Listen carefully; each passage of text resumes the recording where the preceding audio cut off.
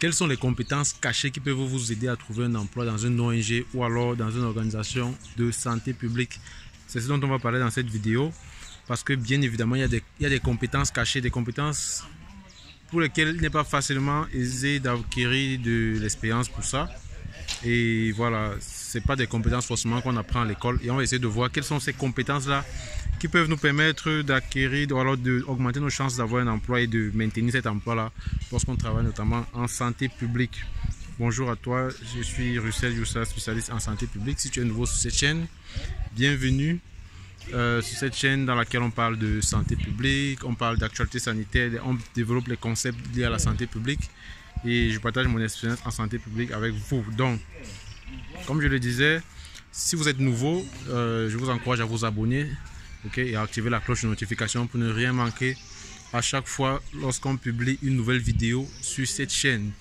Alors, comme je le disais, on va essayer de voir un sujet très important aujourd'hui. Si vous êtes étudiant, si vous recherchez un emploi actuellement dans un domaine de la santé publique, ce sera important pour vous de tirer quelques leçons claires dans ce qu'on va voir aujourd'hui. Alors, ce que vous devez savoir, c'est que lorsqu'on travaille en santé publique dans une ONG, c'est très enrichissant, c'est une très belle expérience que vous vivez lorsque vous travaillez là, mais il y a beaucoup de contraintes également auxquelles vous êtes exposé et vous devez avoir un certain profil, vous devez avoir certaines dispositions, avoir certaines compétences que vous ne pouvez pas acquérir forcément à l'école. À l'école, vous vous formez comme épidémiologiste, comme data analyst, vous apprenez des choses, des concepts à l'école, mais il y a d'autres éléments que vous n'allez pas forcément apprendre à l'école.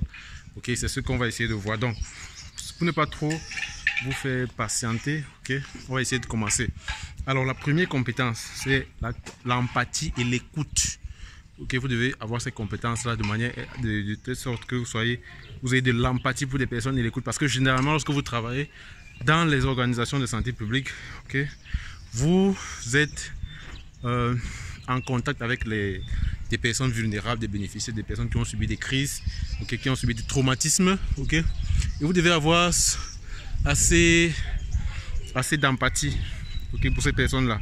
Vous devez avoir la capacité d'écouter les besoins, les problèmes que les gens rencontrent.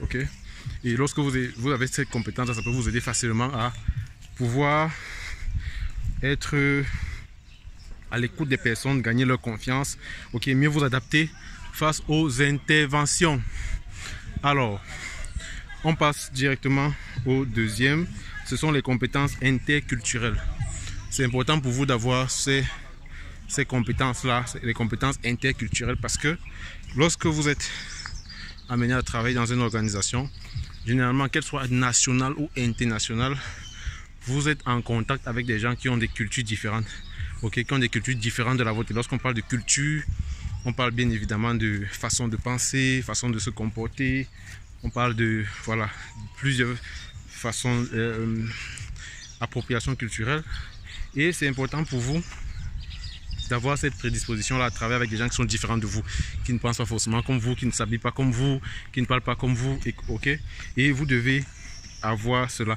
Lorsqu'on en parle comme ça, on peut croire que c'est facile, Pourtant, je vous assure, c'est pas facile. C'est pas facile de travailler avec des gens qui ne pensent pas comme nous, qui n'ont pas la même culture que nous. C'est vraiment pas facile. Vous devez développer cette capacité de travailler avec des gens qui sont différents de vous. Ça c'est très important. Très important. Alors on passe à la prochaine, c'est la capacité d'adaptation et de résilience. Vous devez avoir une capacité de vous adapter parce que lorsque vous êtes dans une situation d'urgence, cette situation-là n'est pas toujours la même. La situation peut changer. Généralement la situation peut changer et vous devez être capable de vous adapter facilement aux changements qui pourraient subvenir directement et chercher à être résilient, c'est-à-dire vous pouvez vous adapter aux mécanismes et vous pouvez facilement travailler sous pression. Ça, c'est aussi un exemple très important, la capacité à travailler sous pression. Généralement, on pense que c'est facile lorsque on est encore à la période où on recherche un emploi, on se dit voilà, je peux travailler sous pression et tout. Mais je vous assure, c'est pas évident de travailler sous pression. Si vous devez apprendre à développer cette capacité-là, travailler sous pression, c'est-à-dire avoir des objectifs, avoir un timing et pouvoir respecter ce timing-là. Alors, Le prochain, c'est la gestion du temps et des priorités. Vous devez avoir une capacité de gérer le temps, votre temps à disposition. Comment est-ce que vous gérez les priorités? Vous savez, lorsque vous avez du travail à faire, vous avez généralement une période pour faire ce travail-là. Maintenant, vous pouvez avoir plusieurs tâches à accomplir. Ok? Et ces tâches que vous devez accomplir, vous devez les accomplir en un temps bien particulier. Et vous devez savoir qu'est-ce qui est prioritaire, qu'est-ce qui ne l'est pas, qu'est-ce qui est moins prioritaire que l'autre. Ok? Et vous devez être capable de gérer en fonction de tous ces éléments-là. Et je vous assure également ça. C'est plus facile à dire qu'à faire, mais avec de l'expérience, généralement, vous parvenez à acquérir ces différentes compétences. Alors, la prochaine compétence que vous devez absolument développer, c'est la compétence en résolution de problèmes. Okay? Lorsque vous savez comment vous pouvez résoudre un problème, ça c'est quelque chose de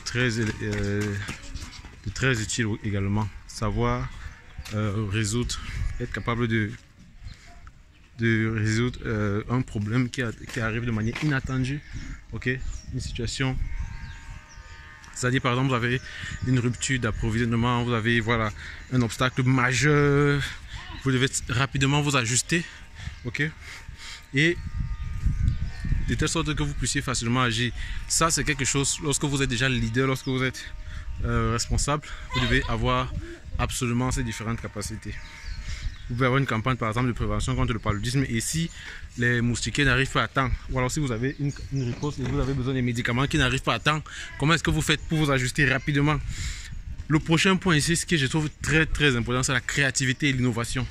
Généralement, on veut toujours essayer de faire ce qui a été fait. Ça, c'est bien. C'est vrai qu'on ne crée pas. Ok, tout se reproduit. C'est pas facile de créer. Mais il faut également prendre cela et se dire, voilà, est-ce que je vais sortir avec quelque chose de nouveau? Comment est-ce que je peux résoudre ce problème-ci de manière créative? Ok. Et ça, c'est des compétences vraiment, lorsque vous les avez, vous marquez directement l'environnement, ok, votre entourage.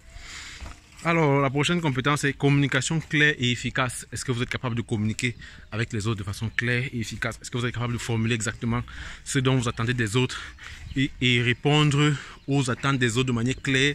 Ok, ça c'est important parce que quand vous n'arrivez pas à communiquer de manière efficace et de manière claire, je vous assure, ça peut poser un problème entre vous et vos collaborateurs. Donc, ça c'est quelques compétences que je trouve très important. Si vous arrivez à développer ces compétences-là, vous pourrez travailler dans l'environnement des ONG, ok. Vous pouvez travailler avec des collaborateurs. C'est pas tout le monde qui